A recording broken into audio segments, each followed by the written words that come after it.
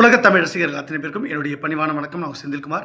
இந்த பதில் நான் பார்க்க போகிறது, நம்முடைய அன்பு சகோதரர் நடிகர் தனுஷ் அவர்களுக்கு திடீர்னு உடல்நிலை சரியில்லாமல் போயிடுச்சு. அதை பற்றின ஒரு அப்டேட் நம்முடைய அண்ணன் பைல்வான் ரங்கநாதன் அண்ணன் ஒரு முக்கியமான அப்டேட்டை கொடுத்துருக்காங்க. பொதுவாக பைல்வான் ரங்கநாதன் அண்ணன் போல்டாக சினிமா துறையில் எப்படி நாம் அரசியலில் இருக்க விஷயத்தை எப்படி நம்ம தைரியமாக போட்டு உடைச்சிடுறோம், நிறைய ரிவீல் பண்ணிடுறோம் சீக்ரெட்ஸ்லாம். அந்த மாதிரி சினிமா துறையை பொறுத்த வரைக்கும் பைல்வான் ரங்கநாதன் அண்ணன் ரொம்ப தெளிவாக பல்வேறு விஷயங்களை ஆதாரப்பூர்வமாகவே அவர் போட்டு வச்சுறார். அடிப்படையில் அவர் ஒரு பத்திரிகையாளர் மட்டும் இல்லை, அவர் நடிகரும் பத்திரிகையாளரும் சேர்ந்து எல்லாமே. அவருக்கு திரைத்துறையிலேயே தெரியாத நட்பு வட்டாரமே கிடையாது. அப்போ அவர் சொன்னார்னா அதுக்கு பின்னாடி ஏதாவது ஒரு விஷயம் இருக்கும். இல்லாமலாம் எதுவுமே சொல்ல மாட்டாங்க. பெரியவங்க சொல்லுவாங்க இல்லையா, நெருப்பு இல்லாமல் புகையாதுன்ட்டு. அந்த மாதிரி பல விஷயங்களை சொல்லுவாங்க. அப்படி நடிகர் தனுஷ் அவர்களுக்கு திடீர்னு ஷூட்டிங்கில் காய்ச்சல் ஏற்பட்டிருக்கு. அவருடைய இட்லி கடை அந்த திரைப்படத்தினுடைய ஷூட்டிங் போக முடியாமல் அவர் ரெஸ்ட் எடுத்துகிட்டு இருக்காரு. உடம்பு ரொம்ப பாதிக்கப்பட்டிருக்கு. திடீர்னு ஒரு வைரஸ் காய்ச்சல் மாதிரி வந்துருச்சு, அவரால் நடக்க முடியல அப்படின்ற மாதிரி பல்வேறு தகவலை அவர் தன்னுடைய சேனலில் ஒரு குறிப்பிட்ட சேனலில் ஒரு பேட்டியில் குறிப்பிட்டிருக்காரு. அதில் சொல்லும்போது அவர் சொல்கிறாரு, இந்த மாதிரி ஏற்கனவே நயன்தாரா அவர்களுக்கும் தனுஷ் அவர்களுக்கும் ஒரு பிரச்சனை இருந்தது. இப்போ அவர் சொல்லும் போதே இந்த விஷயத்தை புரிஞ்சுக்கிட்டேன். நடிகர் தனுஷ் அவர்களுக்கு இயல்பாக இந்த உடல்நலம் பாதிக்கப்படலை. நயன்தாரா அவங்க கேரளா மாந்திரிகம் ஏதோ சமீபத்தில் தனுஷ்க்கு எதிராக, ஏன்னா தனுஷ் அவர்களுக்கும் நயன்தாராக்கும் எப்படிப்பட்ட ஒரு பிரச்சனை அந்த அந்த அவங்களுடைய திருமண வீடியோ வெளியிட்டாங்க இல்லையா நெட்ஃப்ளிக்ஸில், அது சம்மந்தமாக மிகப்பெரிய சிக்கல் வந்தது. அப்போது தனுஷ் அவர்கள் நிறைய நெருக்கடி கொடுத்தார். அவர் நயன்தாராவை பழி வாங்குறாரு அப்படின்ற மாதிரி பேசப்பட்டது. நயன்தாரா ரொம்ப ரெக்யூஸ் பண்ணிலாம் கேட்டதாக சொல்லப்படுது. அப்போவும் 10 கோடி ரூபாய் நஷ்டீடு கேட்டு அவர் ஒரு வழக்கு போட்டிருந்தார் அப்படின்னு எல்லாரும் பேசினாங்க. ஸோ இது ஒரு எல்லாருக்கும் தெரிஞ்ச விஷயந்தான். அதுக்கு பிறகு தான் நடந்த ட்விஸ்ட்டு தான் தனுஷ்க்கு தெரியல. பொதுவாக தனுஷ் அவர்கள் இந்த கருங்காலி மாலை அப்படின்றத சமீபமாக போட்டுட்ருக்காங்க. அவர் மட்டும் இல்லை, நடிகர் சிவகார்த்திகேயன் கூட அதை போட்டுக்கிட்டு இருந்தார்.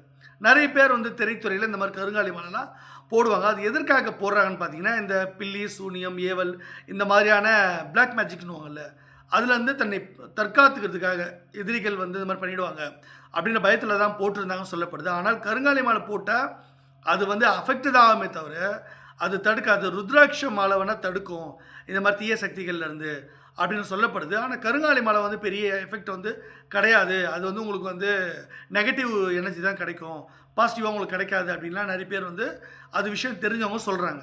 அப்படி பார்க்கும்போது ஏற்கனவே தனுஷ் அவர்களுக்கு சில விஷயங்கள் தெரிஞ்சிருக்கு. யாரோ எதிரிகள் அவர் திரைத்துறையில் பெரிய வளராத படிக்கு அவருக்கு எதிராக ஏதோ இந்த பில்லி சூனியம் போல் பிளாக் மேஜிக்லாம் பண்ணுறாங்க அப்படின்ற மாதிரி தான் அவர் தெரிஞ்சதுனால தான் இந்த மாலையெல்லாம் போட்டுக்கிட்டு அவர் இருந்தார் அப்படின்னு சொல்லப்படுது.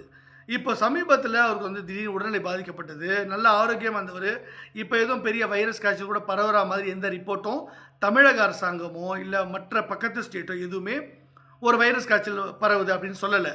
டெங்கு காய்ச்சல் கூட இருக்கிறதா எந்த ரிப்போர்ட்டும் மத்திய சுகாதாரத்துறையோ இல்லை தமிழகத்தில் உள்ள அண்ணன் மா சுப்பிரமணியம் அவர்களோ அவங்களாம் அந்த மாதிரி ஆட்கள் யாருமே சொல்லலை.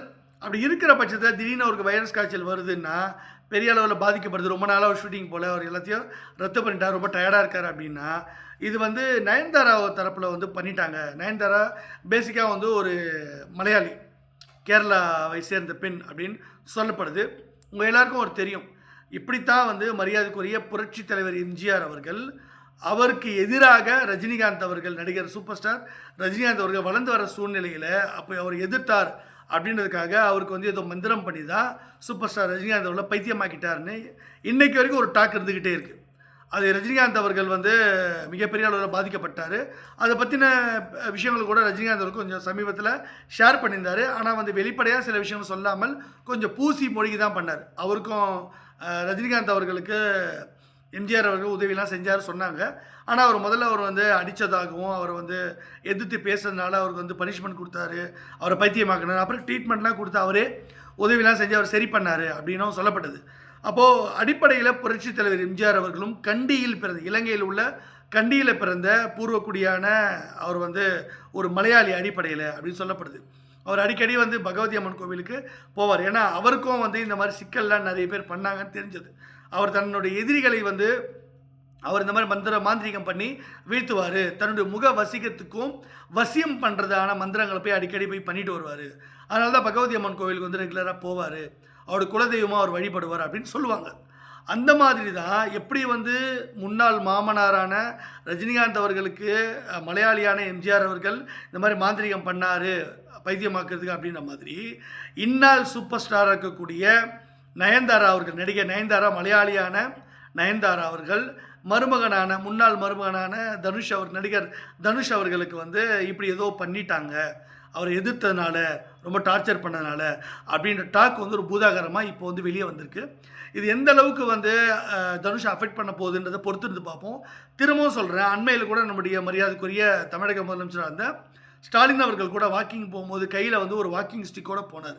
அது என்ன ஸ்டிக்குன்ற பற்றி நிறைய பேர் வந்து விவாதம் பண்ணும்பொழுது, அது வந்து இந்த கருங்காலி கட்டையால் செய்யப்பட்ட ஒரு இந்த மந்திரக்கோள்னு சொல்லுவாங்கள்ல, அந்த மாதிரி ஒரு ஸ்டிக்கு தான் முதலமைச்சரும் வச்சுருந்தார். ஸோ இது மாதிரி பெரிய பெரிய பிரபலங்களுக்கு இந்த மாதிரி மாந்திரீகம் பண்ணி அவங்கள வந்து வீழ்த்துறது சகஜமான ஒரு விஷயம் தான். இது ஒன்றும் புதுசு கிடையாது, நிறைய பேர் பண்ணுவாங்க. அப்படி தான் வந்து நடிகை சமந்தா அவர்களை கூட ஏதோ பண்ணிட்டாங்கன்றதுனால தான் உடல் நலம் பாதிக்கப்பட்டு அவங்க வந்து அப்புறம் திரும்பவும் வந்து ட்ரீட்மெண்ட்லாம் எடுத்துக்கிட்டு வந்து தான் அவங்க வந்து மறுபடியும் நடிக்க ஆரம்பித்தாங்க அப்படின்றது பல்வேறு உதாரணங்கள் சொல்லிக்கிட்டே போகலாம். இதில் உண்மையே இல்லை அப்படி யாரும் மறுக்க முடியாது. இப்போ நடிகர் தனுஷ் அவர்களுக்கு வந்து நயன்தாரா ஏதோ பண்ணிட்டாங்க அப்படின்றது தான் பார்க்க வேண்டியிருக்கு. இது எங்கே போய் என்ன முடிய போகுது, என்ன நடக்க போகுதுன்னு பொறுத்திருந்து பார்ப்போம். இந்த பதிவு உங்களுக்கு பிடிச்சிருந்தா சேனல் லைக் பண்ணுங்கள், ஷேர் பண்ணுங்கள், சப்ஸ்கிரைப் பண்ணுங்கள். Thank you and Jai Hind.